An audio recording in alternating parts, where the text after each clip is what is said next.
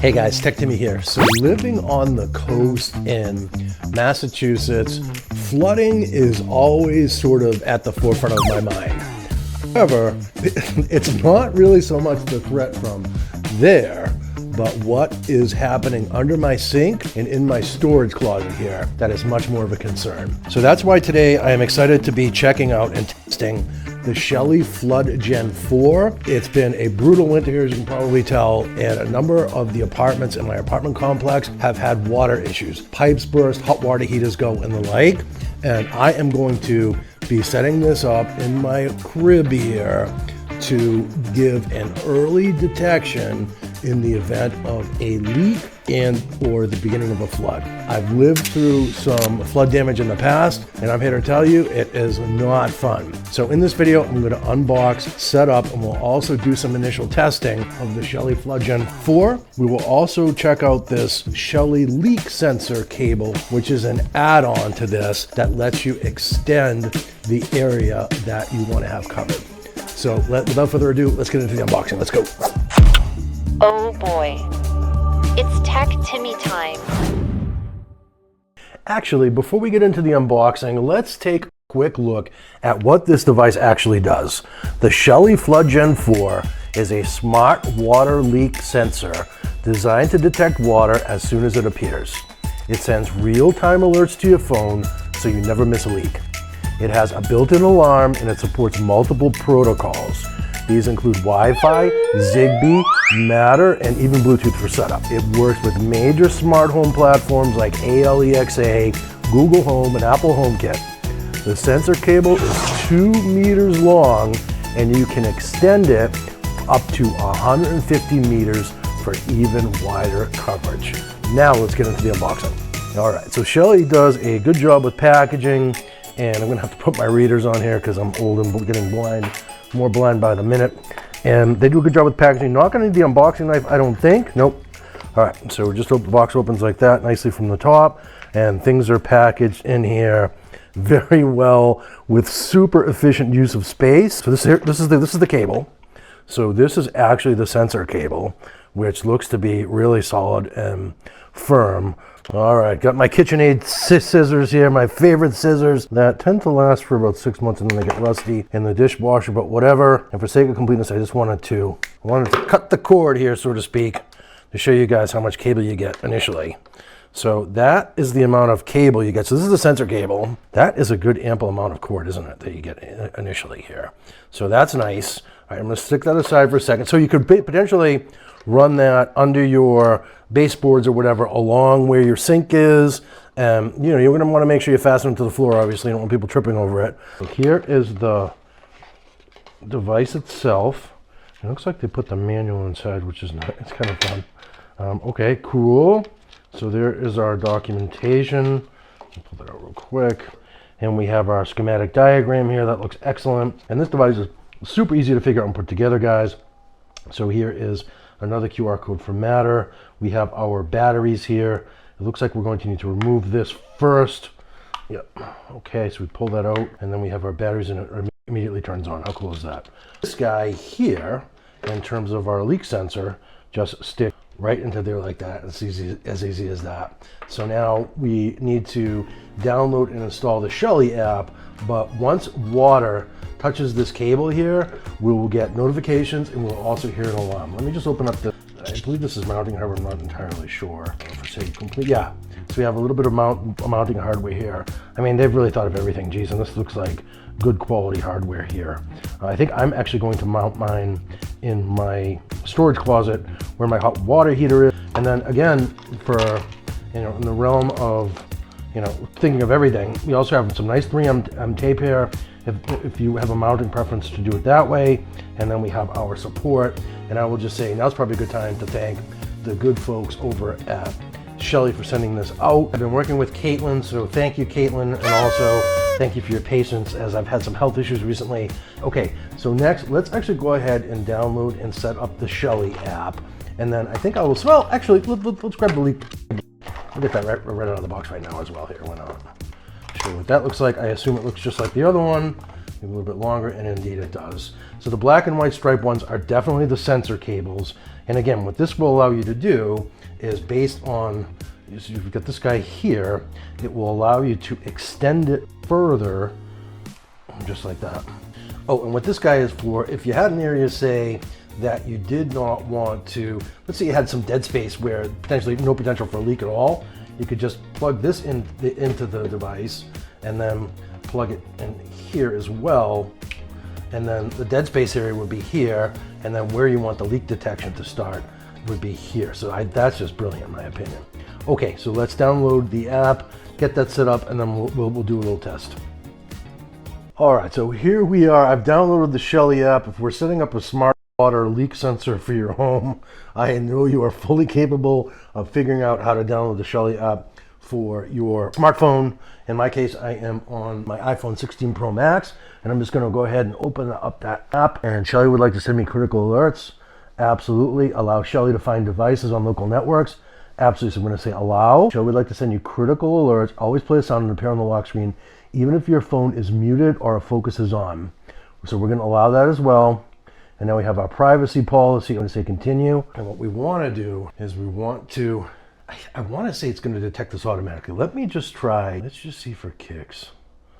I'm going to, it's in sleep mode right now, I believe. So I'm going to hold the button down and look, immediately. So I literally just pressed the button on the device for a second and it automatically popped up and found my Shelly Flood Gen4. Very cool. So now we're going to say add device, and your device will connect to Tatooine. Are you sure? So Tatooine is my 2.4 gigahertz Wi-Fi network, and I would say as a safe bet, go with that one. That's the default. I don't think this supports 5 gigahertz Wi-Fi networks. If it does, I'll flash it up on screen that says that. But I think go with your 2.4 gigahertz. So I'm going to say device, going with the defaults, registering to the cloud. I'll fast forward through this. All right, so to say that setting this up in the app has been an easy process would be an outright lie. This is my third attempt at setting this up. I've gone ahead and I've disabled my 5 gigahertz Wi-Fi network from my phone, and I'm hoping that that helps to solve this, as I found that to be an answer in the forums. I also read something about completely powering off the device, so I went so far as to take the battery out, put it back in, and to make sure that it did the full power reset as well. So hopefully this solves it. So now I'm going to press the button here on the front to wake up the device, and it should get discovered in the app if all goes well here. So it did not. Press it again. So it did not find it that time. I'm just going to go back and confirm for you guys. So Tatooine is my 2.4 gigahertz Wi-Fi network. So I'm on there. Coruscant right here is currently disabled, so there's not going to be any conflicts with that. I basically said to forget the network. Although it still shows in the networks list, but it's forgotten as being an active network to connect to unless I explicitly try and reconnect using my password. Now Tatooine we're already on, and that should all be fine, all well and good. So I'm going to come back over to the app here, and I'm going to actually try and do a hard reset. So I'm going to press that for 10 seconds, let's see. So that, my understanding, that should be good enough for hard reset. I'm going to close out of the app and come back in and see if it finds it this time. No, I'm going to say add widget. And so this is the manual process, I guess. It was auto-detecting it earlier, and now it's not. Okay, well, maybe it's because it went to sleep, it wakes up, and now it finds it again. Interesting. All right, so don't want to see stability. Nope, we're going to say add device. Now, device will connect to Tatooine. You're sure? Yes, I'm going to edit. I'm actually going to come in here, and where I can't see, it says you can able to click on the little thing to see your Wi-Fi network. That seems to be a bug. That does not seem to be working. But I'm going to come back here. I'm going to re-enter my password. Just to rule that out, maybe if Shelly had cached an old password in the app from when I set something else up eons ago, that could be a problem. And now what's interesting is it will let me read it. So maybe I just needed to add my password in here. All right, so there's my password. If you ever want to jump on my Wi-Fi network, guys, there's my password. You're welcome to it when you want to come to town. All right, so moment of truth here. Let's just try it. I don't know why the open network would be unchecked. Save password should be good. I don't know what these other settings are. I'm going to say add device. Let's see. Device Bluetooth disabled. Good. This is farther than I got before. So this looks encouraging. So I think the trick is to actually, even though it looks like your password for your Wi-Fi network is in there, it might not be. And you need to re-enable it. And then the other thing that I did was, I'm just going to say device name. I don't know why it doesn't give us the default name. That's kind of odd. Shelly Flood Gen4, right? So what's it called? Flood Gen4. Yep. Gen4 like this. Let's do it like this. So hopefully that solved it for you. So we'll solve it for someone out there. And then, so the other thing I did was I forgot my 5 gigahertz Wi-Fi network completely. So it was only able to connect to 2.4. And now we have our default pictures. I think that picture is fine. And colors and gradients. I'm just going to leave all that alone and say next. Now search room. All right, so we have some rooms here, bedroom, hidden devices. I want to add a room for this. And I'm going to say, this is ultimately going to land in where my water heater is in my storage closet. So I'm going to say, let's call it closet. Check, and I'm going to say save. And then I'm going to say save again. All right, it says pending connection, but that's because we're not connected yet. So that step we're going to do next. And well, here, let me just see. That will solve it. Let's see.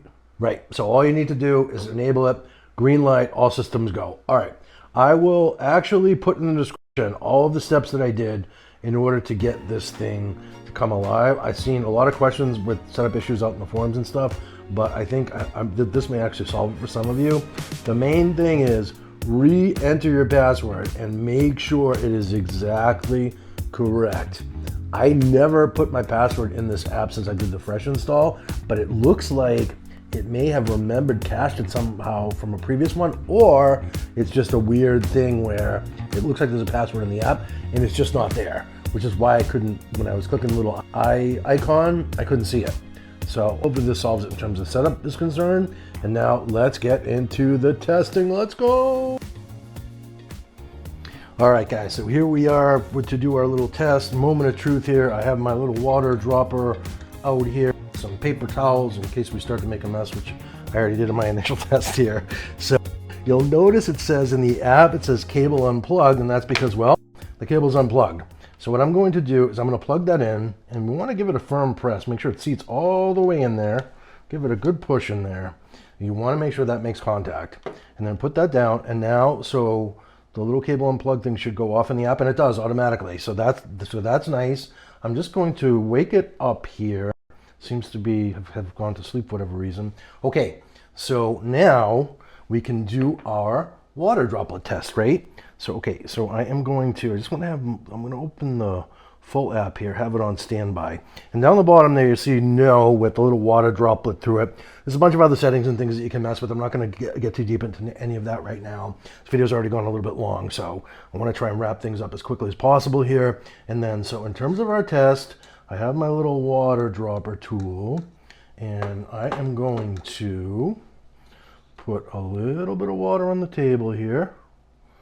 And then I'm going to push down on the cable just a little bit, and it goes off immediately. So how cool is that? With that very small amount of water, it automatically fires. And I think that's great. And it's still sitting in the water, so it's still beeping. And now, so I am going to take it out of the water, dry off the cable a little bit. Let's see if it stops. Let's see if it stops on its own. And it does, right. And so the app says, okay, so it caught it in the app, and down the bottom we go back to no, because now we're back to a dry state. So if there's a false positive, say, or whatever, that is super helpful, because you don't want this thing going off constantly if there were, somebody gets a little spritz of water on it or whatever. So yeah, I had initially thought that I would show this in my closet here near my water heater, but where this video is already going a little bit long, I think we will leave it here and wrap things up. Hope this video helped you guys. If it did, you wouldn't mind just smashing that like button. Helps out the channel a lot. Hopefully the setup troubleshooting steps were useful for some of you out there. If they were, please drop a comment down below. Let me know. Let me know if you have issues with getting this set up. I tend to get back to all of my YouTube comments relatively quickly, so you will hear back from me for sure. And then YouTube thinks you might like one of these videos I'm going to throw up on screen here. And yeah, hope this video helped you guys. Hope to see you in the next one. Please subscribe for a fun take on tech. I do all sorts of tech videos, and we'll see you next time. Cheers. So fun. All right, it's a flood. I don't know if that really qualifies as a flood, but